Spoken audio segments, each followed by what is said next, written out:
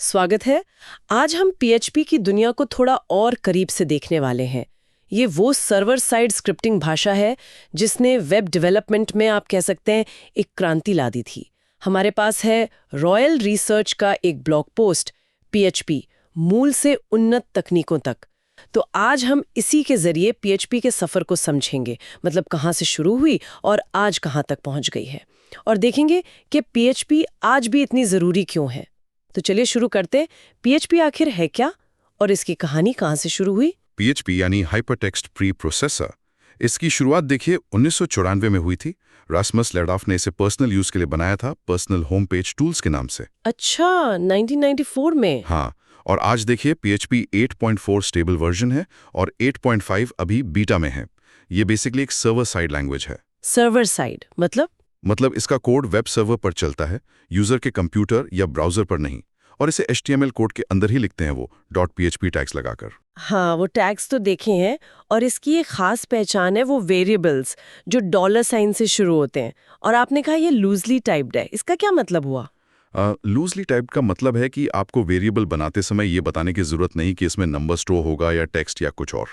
PHP खुद अंदाजा लगा लेता है। अच्छा, तो ये तो सीखने वालों के लिए काफी आसान रहता होगा शुरू है। हाँ बिल्कुल, काफी फ्लेक्सिबिलिटी मिलती है इससे। फिर इसके जो बेसिक बिल्डिंग ब्लॉक्स हैं, जैसे ऑपरेटर्स हो गए, plus minus, double equals, double and, control structures मतलब इफ एल्स, लूप्स वगैरह, और फंक्शंस बनाने के लिए फंक्शन कीवर्ड, ये सब इसकी नींव है। और हाँ, एरेज और स्ट्रिंग्स को हैंडल करने के लिए बहुत सारे बने बनाए फंक्शंस भी हैं, जैसे स्ट्रिंग लेंथ, स्ट्रिंग की लेंथ जानने के लिए। तो शुरू में लोग इसे किस काम के लिए यूज करते थे? मतलब क्या बनता था इससे? देखिए, शुरुआत में ये बहुत पॉपुलर हुई थी सिंपल कामों के लिए, जैसे वेबसाइट पर कोई फॉर्म है उसका डेटा लेना। अच्छा, जैसे कॉन्टैक्ट फॉर्म।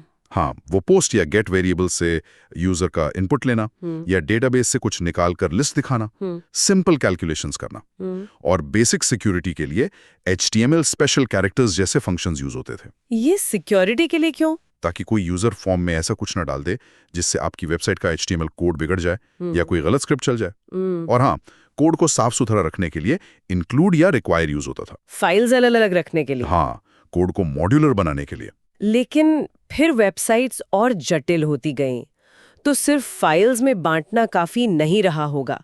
यहीं पर शायद OOP यानी ऑब्जेक्ट ओरिएंटेड प्रोग्रामिंग आई। एकदम सही। जैसे जैसे प्रोजेक्ट्स बड़े हुए, कोड को मैनेज करना, मेंटेन करना मुश्किल होता गया।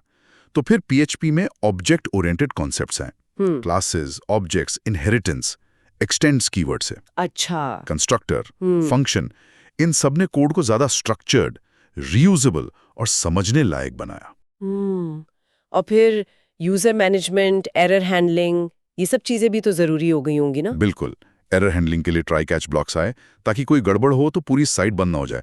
यूजर्स को लॉगिन रखने के लिए सेशन स्टार्ट S सेशन का इस्तेमाल शुरू हुआ। सेशन सर्वर पे स्टोर होते हैं? हाँ, और क्लाइंट साइड पे थोड़ी इन्फॉर्मेशन रखने के लिए सेट कुकीज यूज होने लगी। फाइल सिस्टम के साथ काम करने के लिए भी फंक्शंस हैं, fopen, fread। और डेटाबेस कनेक्शन आजकल तो हर वेब ऐप में होता है। हाँ, उसकी सिक्योरिटी का क्या है? हाँ, ये बहुत जरूरी है। पहले जो तरीके थे उनमें SQL इंजेक्शन का खतरा ज्यादा था। SQL injection? हाँ, मतलब कोई बाहर से आपकी डेटाबेस क्वेरी में गड़बड़ करके अनऑथराइज्ड एक्सेस ले सकता है। अच्छा। तो इससे बचने के लिए PDO, PHP डेटा ऑब्जेक्ट्स और MySQLi एक्सटेंशंस आए। ओके। ये ज्यादा सुरक्षित तरीके हैं डेटाबेस से जुड़ने के, खासकर जब आप प्रिपेयर्ड स्टेटमेंट्स यूज करते हैं।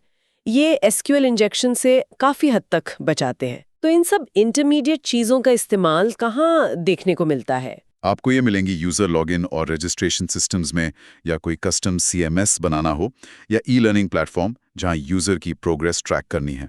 और बड़े प्रोजेक्ट्स के लिए नेम स्पेस और ट्रेड्स भी काफी काम आते हैं कोड को ऑर्गेनाइज रखने में। अच्छा, तो ये हो गई इंटरमीडिएट लेवल की बात। अब अगर हम और एडवांस लेवल पर जाएं PHP में, तो वहां फोकस किस पर रहता है? एडवांस लेवल पर मेन फोकस होता है परफॉर्मेंस, सिक्योरिटी और स्केलेबिलिटी पर। मतलब एप्लीकेशन कितना तेज चले, कितना सुरक्षित हो और कितना लोड संभाल सके। यहीं पर कंपोजर का रोल आता है। कंपोजर एक डिपेंडेंसी मैनेजर है। Dependency manager? हाँ, मतलब अगर आपके प्रोजेक्ट को बाहरी लाइब्रेरीज या कोड की जरूरत है, तो कंपोजर उन्हें मैनेज करना बहुत आसान बना देता है। और फिर आते हैं फ्रेमवर्क्स, जैसे लारावेल या सिम्फनी। हाँ, लारावेल का नाम तो बहुत सुना है। बिल्कुल, ये फ्रेमवर्क्स एक बना बनाया स्ट्रक्चर और ढेर सारे टूल्स देते हैं, जिससे डेवलपमेंट बहुत तेज और ऑर्गेनाइज्ड हो जाता है। अच्छा, और परफॉर्मेंस और सिक्योरिटी के लिए और क्या है एडवांस्ड पीएचपी में? परफॉर्मेंस के लिए अब एसिंक्रोनस पीएचपी की बात होती है, जैसे सूल एक्सटेंशन के साथ। ये पीएचपी को एक साथ कई काम करने की क्षमता देता है, बिना ब्लॉक हुए। रियल टाइम एप्स के लिए ये अच्छा है। जैसे Node.js में होता है कुछ वैसा? हाँ, कुछ हद तक। फिर मेमोरी बचाने के लिए जेनरेटर्स हैं। PHP 8 और उसके बाद के वर्जन्स में JIT कंपाइलेशन आया है, जो परफॉर्मेंस को और बेहतर करता है। JIT मतलब जस्ट इन टाइम? हाँ, just in time compilation. Security के लिए CSP हेडर्स, OpenSSL से इंक्रिप्शन और बहुत मजबूत इनपुट वैलिडेशन जरूरी हैं एडवांस लेवल पर। और PHP तो लगातार डेवलप हो रही है। PHP 8.4 में क्या खास आया है और 8.5 से क्या उम्मीदें हैं? PHP 8.4 में कुछ अच्छे सुधार आए हैं, जैसे प्रॉपर्टी हुक्स, एसिमेट्रिक विजिबिलिटी, कुछ नई एरे फंक्शंस और कोड को डेप्रिकेट करने के लिए #deprecated attribute। अच्छा। और PHP 8.5 जो शायद नवंबर 2025 में आएगा, उसमें एरे फर्स्ट जैसा कोई फंक्शन, पाइप ऑपरेटर और बेहतर लोकेल डिटेक्शन जैसे फीचर्स आ सकते हैं। ये दिखाता है कि PHP अभी भी एक्टिवली डेवलप हो रही है। तो ये मॉडर्न बन रही है लगातार। इन सब एडवांस फीचर्स का इस्तेमाल कहाँ हो रहा है आजकल? बड़ी हाई ट्रैफिक वेबसाइट्स में, ई-कॉमर्स प्लेटफॉर्म्स जैसे मजेंटो में, APIs बनाने में, मतलब जहां सॉफ्टवेयर आपस में बात करते हैं, डॉकर के साथ कंटेनराइजेशन में, और ऑटोमेटेड टेस्टिंग के लिए PHP यूनिट जैसे टूल्स के साथ। तो कुल मिलाकर PHP ने एक लंबा सफर तय किया है। एक सिंपल स्क्रिप्टिंग टूल से शुरू होकर आज ये एक मजबूत केपेबल भाषा बन गई है। हाँ बिल्कुल, इसकी शुरुआत आसान है, पर इसकी जो एडवांस क्षमताएं हैं, OOP, फ्रेमवर्क्स, कंपोजर और अब परफॉर्मेंस इंप्रूवमेंट्स, ये इसे आज भी कॉम्प्लेक्स स्केलेबल वेब एप्लीकेशंस बनाने के लिए एक पावरफुल टूल बनाती हैं। तो यहाँ एक सवाल छोड़ जाते हैं। PHP जिस तरह से परफॉर्मेंस, खासकर JIT और एसिंक्रोनस क्षमताओं में लगातार बेहतर हो रही है, क्या ये भविष्य में उन एरियाज में भी अपनी जगह बना सकती है जहां अभी Node.js या Python जैसी भाषाओं का दबदबा माना जाता है? सोचने वाली बात है।